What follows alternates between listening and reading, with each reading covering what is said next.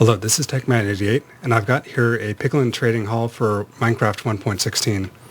Now, if you don't know about Piglin trading and these devices, so they can give you a whole lot of really useful stuff like Nether quartz, that's the big one, obsidian, and all this other sort of stuff that can be kind of annoying to collect, or just can be convenient to actually get it all in one place in the Nether. So if you don't know about Piglins, they can't survive in the Overworld, so you don't have an option to use like a water stream or something. You're forced to use basically slime to push them around. So the first way I built this, and the way that turned out to be just way too slow, is to just use a line of hoppers on top, just like kind of a normal sorting arrangement. The problem is that some of these, it can give you like tons and tons of soul sand and gravel and string and stuff like that. That's just going to clog up your hoppers if you just use one layer. So this design right here totally eliminates that bottleneck. It means that you can pretty much make this as fast as you want it if you add enough of these slices right here. So each slice means just a bit more capacity in that category. Another thing this will handle is it'll just basically, it'll get rid of all the potions when they come through. I don't know if we can see one coming in.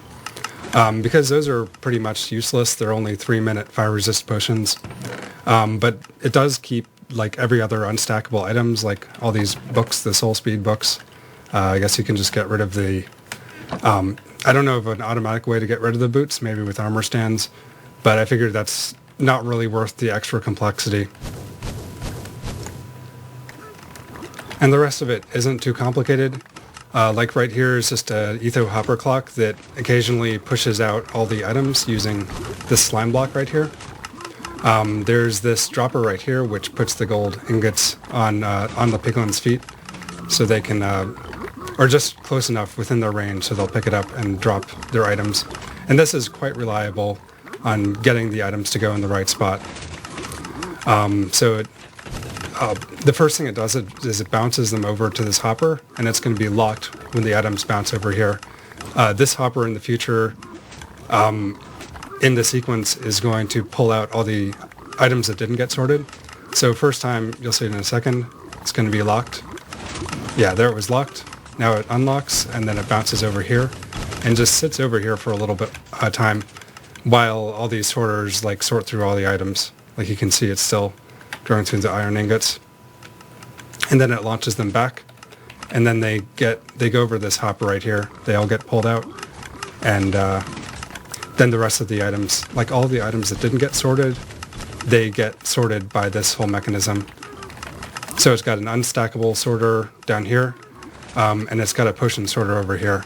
The potion sorter is really quite a nice thing to have on this, because the potions will just clog up all your unstackable, like unsorted item storage. So if you don't end up using this design, which I think is actually fairly good for general use, you can always just take this concept and use, just take the concept, know that this is basically the general rules you want to design around, the general design, and just figure out your own system. Like you might not like this sort of circle loader and stuff like this. This has another feature, by the way. Like these switches back here, you can like turn them on and it'll just discard that item. It won't even load it into a shulker box if it's on. But yeah, you can definitely use a different shulker loader or whatever. That's definitely up to you. But this does work. It is the type where you can't have dissimilar items in here. Like if I have like a gold in there sometime, I can't put it in right now. It's not going to break the shulker. That's why these switches are down here. So you would switch it once and then switch it again, and it'll put a new shulker box there and put the old one into this chest. So just one more time generally about handling overflow. So these levers back here determine whether you're just going to throw out all the items. Like for instance, I'm throwing out these fire charges, and I'm actually sending them up over this dispenser just because that's kind of funny. And like don't just want one of the gravel categories, probably can just get rid of both of them. String, obviously the iron ingots. I mean, with this device you're probably going to end up discarding most of what you get out of it. And that's also why like you have multiple sorters, because you're going to get a whole load of gravel in one go, and you want to make sure you get rid of it. So yeah, that's why there's multiple, and you can always just keep adding more of them. And I guess I would suggest making this even longer than this when you build it, just in case you have, like if you plan to build a really, really fast farm, then you might want it. So for the actual speeds on this setup right here, I have a little thing set up to actually determine that. So I can just, I set up this carpet hopper counter right here, and I have a thing to spawn an item every time this command block here inserts a new, successfully merges this stack of items in here. So it's just a command kind of like that, data merge block, then, well, yada, yada, yada. But anyway, that's just kind of a nice, convenient way to test in this kind of situation and use these carpet counter, the carpet hopper counters. So yeah, that's about 5,000 per hour, 5,000 iron ingots per hour. And yeah, a lot of farms, that's going to be really fast for a gold farm. Probably with player looting, you can probably get that much without too much trouble, like maybe 1,000 per hour. But I am actually using the auto crafting system to convert all those gold nuggets into ingots, because I got really, really tired of that sort of carpal tunnel syndrome inducing stuff, sitting and crafting forever. So anyway, I'm a pretty big fan of the auto crafting tables. But anyway, I'm going to now cover some of the stuff I have in the overworld. I just kind of threw together a gold farm, but I came up with some interesting stuff which I think is relevant to this video. If you saw Gnembon's latest video, he just threw together this farm real quick. Just a bunch of portals that the pigmen will spawn in and get instantly transported. So I just built one of these, and there's a command in Carpet where you can simulate having just like quadrupling that. So let me see if I have that on right now. So yeah, so spawn rates monster 4, that's going to simulate having 4 chunks filled with these just 1 million obsidian platforms. And you can see the rates are pretty insane. But the thing I was getting into with this is that, like, I saw Gnembon's design, it actually would not be able to handle the rates that I'm getting right here. There's one problem, is that this generates so many experience orbs, you have to deal with them. You can't, the player can't collect them fast enough. So I figured out, I think maybe a clever way to do this. Let me actually turn the guys off for a second. So you can see the experience orbs get pulled down. So the player is right down here. The experience orbs get pulled down, and these chests are low enough that the orbs can actually hit this little corner of lava right here. And there's another one over here. So that's going to kill most of the XP orbs, and I don't think it kills many of the items, maybe a couple of them, but I have no really good way to test. So yeah, if you're going for something extremely fast, I think this gets up to about 250,000 items per hour. Yeah, you can try using a design like this. And this part right here is just so that they don't fall in the water, so that they get some fall damage.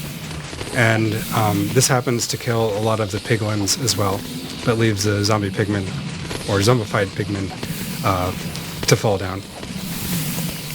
And the rest of this down here is, this is using the auto crafting table. So you can see this, they just get filled up with the gold nuggets. And there's a sorter that sorts the gold nuggets into them, and then another sorter that pulls the iron ingots out of them. And then down here, this just sorts out any other iron ingots. And just drops it all, they all get dropped into this water stream. And this, I'm just sending it over to a counter. So the way this works, if you haven't used a lot of carpet before, so you do counter reset, then you want to leave it running for a while. So I was just running it for a couple minutes, or less than a couple minutes, a couple seconds. So this is about 13,000 iron ingots per hour, like this with all the conversions and stuff. But obviously this is a completely excessive farm. If I were to go down to spawn rates 1, so this is like the actual rates that size farm would get. I can now see what that would be in a minute. It's got to Got to give some time for it to cool back down.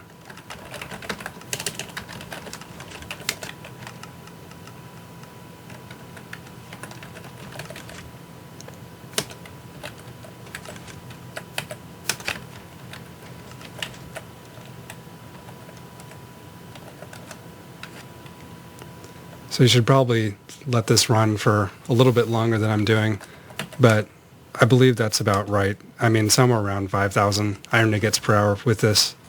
And I believe about 1/4 of that, or no, maybe 1/2 of that is coming from converting the gold nuggets.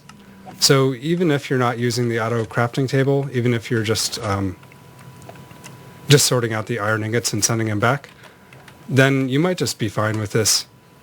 You get a whole lot of items with this regardless, with the Piglin trading system. So yeah, if you're willing to let it just run a lot longer, then yeah, you might just be fine. So I'm going to go back to the Nether, and you can see what I did here. I just have them flowing out, and I didn't do anything fancy here. I just have a command block to teleport them up into that hopper right here, and that's not how it should be. Okay. So yeah, you would want to pipe them up there somehow, or use slime pushers like I did.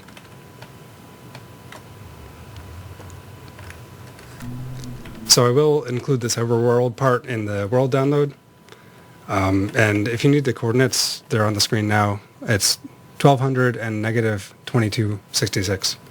Just in case the save file doesn't work properly. So I also wanted to show what we were doing in survival just because it did some fun stuff. So yeah, this is the crafting system. It's basically exactly how we had it. I guess I did some more decoration right here, like this door right here, and yeah, back here, a little bit of scaffolding. So might be one way to build it. And another thing I had to spend a lot of time doing is just making sure it's all spawn proof, putting that black glass everywhere. And then the fun part about this was just how we did getting the items in. So we're doing this kind of Rube Goldberg machine right here, just launching them up and then launching them over, then giving them just enough velocity that they end up right in that hole every single time. So that's just kind of a fun thing to do when you're done with a project.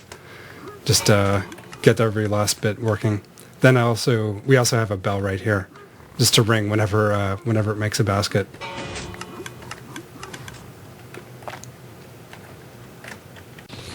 So the Overworld side is pretty much the same. We are using the auto crafting system, but I'll just show this anyway.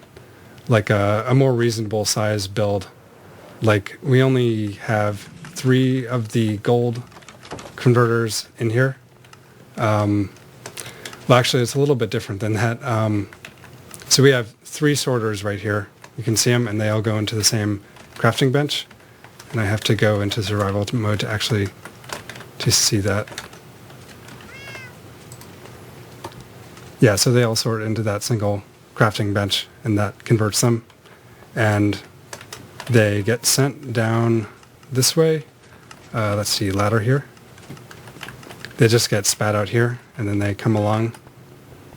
So this is only moving it over about 8 blocks in the Nether, but it has to go over a whole lot more blocks in the Overworld.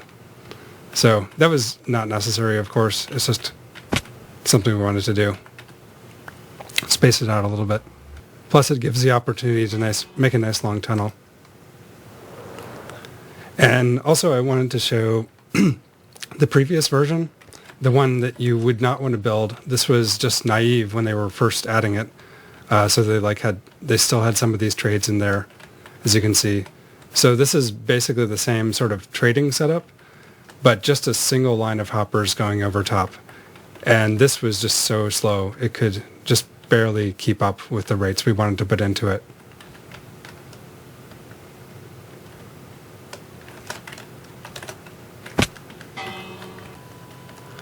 So that's going to be it for this video. I hope you enjoyed it, and thank you for watching, and goodbye.